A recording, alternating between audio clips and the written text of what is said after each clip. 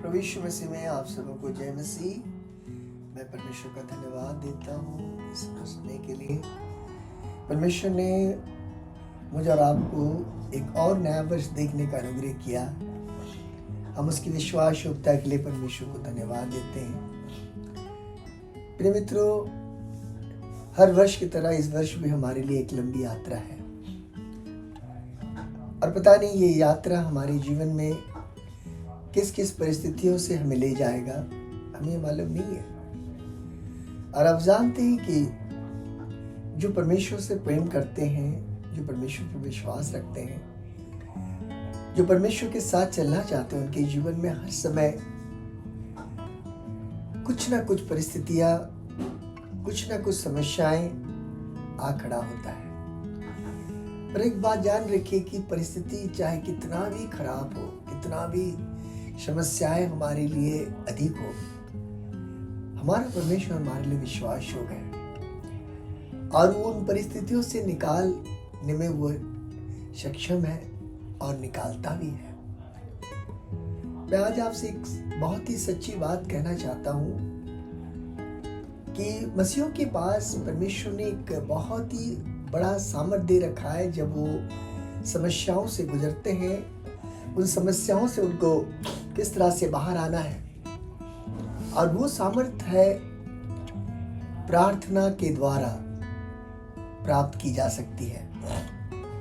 और ये बात सच है कि जब भी हमें कोई चीज की आवश्यकता होता है, कोई परिस्थिति से हम गुजरते हैं और उसी समय हम प्रार्थना के लिए हम तैयार होते हैं और प्रार्थना के लिए जाते हैं। पर कई बार क्या होता है कि हम सिर्फ हमारे प्रार्थनाओं को एक लिमिट के अंदर ही हम रखते हैं। हम सिर्फ प्रार्थना बहुत ही साधारण तरीका से करते हैं और हम अपने प्रार्थना का उत्तर और उसकी जो सफलता और उसकी सामर्थ्य को हम समझ नहीं पाते।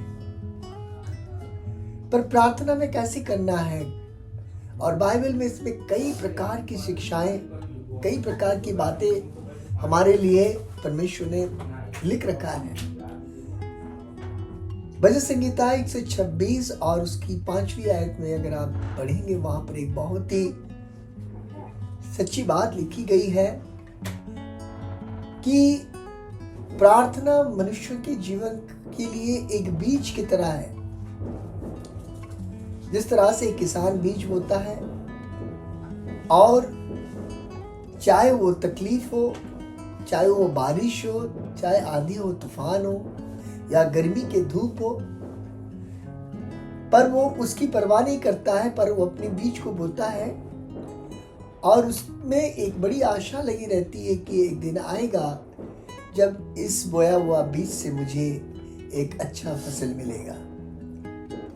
ठीक उसी तरह से भजन 126 और उसकी 5वीं आयत में लिखा गया है कि वे जो आंसुओं के साथ बोते हैं वो जय जयकार करते हुए काटने पाएंगे या खुशियों के साथ काटने पाएंगे।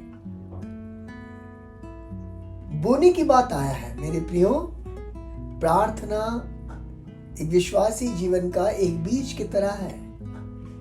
जब मैं और आप अपने परिस्थितियों के समय, अपने समस्याओं के समय, अपने रोग और निंदा और यातना के समय जब हम प्रभु के पास आते हैं, तो हमारा प्रार्थना एक बीज की तरह हमें परमेश्वर के सामने में करना है। इसे परमेश्वर के सामने एक बीज जिस तरह से बोया जाता है एक जमीन पर, उस तरह से हमको होना है। अंग्रेजी में प्रार्थना का जो वास्तविकता है वो आंसुओं के साथ जुड़ा हुआ है। They that sow in tears, जो आंसुओं के साथ बोते हैं। और ये tears जो अंग्रेजी में जो शब्द है, इनमें 5 महत्वपूर्ण बात आती है। जो पहला शब्द इस टी में हम देखते हैं, जो this T stands for pray with a trusting heart। और try your prayers with a trusting heart. तुम अपने आंसुओं को एक भरोसामंद हृदय के साथ बोना, जिस तरह से एक किसान एक बीज को जमीन पर बोता है। दूसरा शब्द आता है इस टीयर्स में ई। इस ई का जो अर्थ है, this E stands for try your tears with A enduring heart. इसका अर्थ है हिंदी में कि तुम अपनी बीच को यानी कि प्रार्थना को एक आशा से भरा हुआ, एक सहनशीलता से भरा हुआ हृदय में तुम्हें प्रार्थना परमेश्वर के सामने करना है। तीसरा शब्द आता है ए, और ये एक अर्थ है कि try your tears with A afflicted heart. इसका अर्थ है कि प्रार्थना जब आप करते हो बहुत ही दर्द से, बहुत ही हृदय के गहराई से, या बहुत ही तकलीफ से आपको परमेश्वर के सामने आना है विद एफ्लिक्टेड हार्ट। और बाइबल में इसके कई उदाहरण हैं। जो सबसे एक प्यारा उदाहरण है हन्ना के जीवन की। जब हन्ना ने प्रार्थना किया परमेश्वर के पास, वो लिखा है कि हन्ना was praying every time to his God with an afflicted heart। एक खेदित मन से, एक दुखी मन से, एक बहुत ही शोकित हृदय से वो प्रभु के पास आता था। और ये हमारे लिए भी बहुत जरूरी है कि try your tears with afflicted heart. जिस तरह से किसान भी बहुत ही तकलीफ से बीज को बोता है। चौथी बात R, this R stands for try your tears with a rejoicing heart. जब हम तकलीफ में जाते हैं, कठिनाई में जाते हैं, पौलुस एक बात कहता है कि आनंदित रहो, सदा प्रभु में आनंदित रहो। और हमारा प्रार्थना में भी जब हम प्रभु के पास चढ़ाते हैं प्रार्थना, तो हमारे अंदर ये आनंद रहना चाहिए, ये मन में खुशी रहना चाहिए कि जो मैं प्रार्थना कर रहा हूं परमेश्वर इसका जरूर जवाब देने वाले हैं। आप देखिए कि किसान जब जमीन में बीज बोता है तो वो भी उसी आशा से बोता है कि मुझे एक दिन बहुत सुंदर फसल मिलेगा। सारा दर्द तकलीफ को वो भूलता है और उसके मन में आनंद रहता है। तो आज हमें ऐसे आनंदित हृदय से परमेश्वर के सामने हमें बीज बोना है। और अंत में इस टीयर्स का जो शब्द आता है वो S, this is stand for try your tears with A silent heart. यानी कि आप जब भी प्रार्थना करते परमेश्वर के सामने में, आप शांत रहकर उसका जवाब के लिए आपको इंतजार करना है।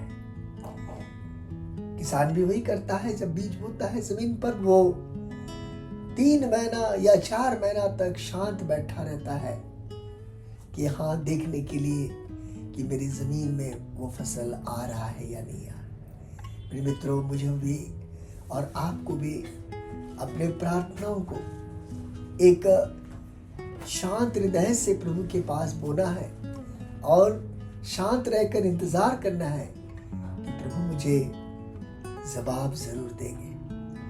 प्रिय मित्रों, मैं अंत में ये कहना चाहता हूँ, इस वर्ष में आपके जीवन की इस यात्रा में, चाहे आप कोई भी परिस्थिति में से क्यों ना जाए, पर आज फिर एक बार ये वचन से आप अपने आप को स्थिर कर लीजिए कि यदि आप आंसुओं के साथ प्रभु के पास आते हैं और उन आंसुओं में 5 जो विषय मैंने आपसे कहा, उन विषयों के द्वारा अगर प्रभु के पास आप आते हैं तो जरूर और जरूर आपकी यात्रा में आपका प्रार्थना का परमेश्वर जोरदार जवाब देंगे और आप हर मुश्किलों का, हर कठिनाइयों का, हर परिस्थितियों का सामना कर सकेंगे और उनमें से विजयी पाएंगे नहीं, बल्कि आप एक बड़ा आनंद से हर्ष से आप फसल काट पाएंगे। मुझे विश्वास है कि परमेश्वर इस छोटे से संदेश के द्वारा आप सबको आशीष देगा।